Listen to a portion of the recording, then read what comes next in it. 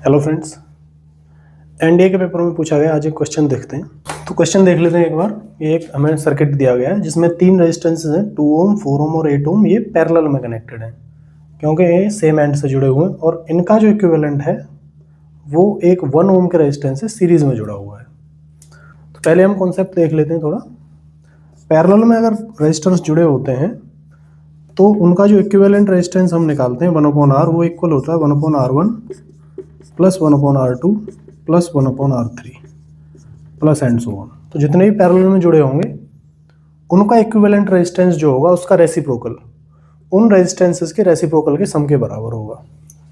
दूसरा कॉन्सेप्ट है, अगर सीरीज में जुड़े हुए हैं एंड टू एंड एक दूसरे से लगातार, उसमें जो इक्विवेलेंट रेजिस्टेंस R होता है वो सिंपल अर्थमेटिक सम के बराबर होता है R1 plus R2 plus R3 and so on. तो अब इस क्वेश्चन को हम करते हैं। आइए, तो यहाँ हमें दिख रहा है कि ये तीन रेजिस्टेंसेज हैं, 2 ओम, 4 ओम, 8 ओम, ये पैरेलल में जुड़े हुए हैं। तो इनका इक्विवेलेंट रेजिस्टेंस हम 1/R निकालेंगे। तो 1/2 प्लस 1/4 प्लस 1/8 हो जाएगा। 8 एलसीएम आ जाएगा, 4 प्लस 2 प्लस 1, तो 1/R हो गया 7/8।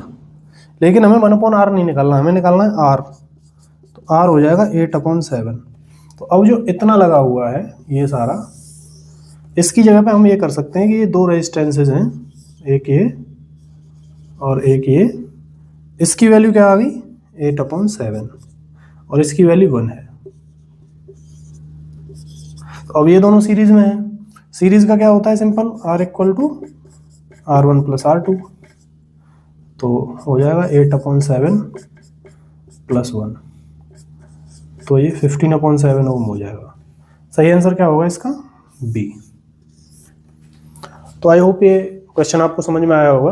पैरेलल अगर रेजिस्टेंसेज आपस में जुड़े हुए हैं तो उनका जो इक्विवेलेंट रेजिस्टेंस होता है वो 1/R equal to 1/R1 plus 1/R2 plus 1/R3 वाले फॉर्मूले से निकालते हैं। सीरीज में जुड़े होते हैं तो सिंपल अर्थमेटिक सम कर देते हैं, R equal to R1 plus R2 plus R3। ठीक है, थैंक यू।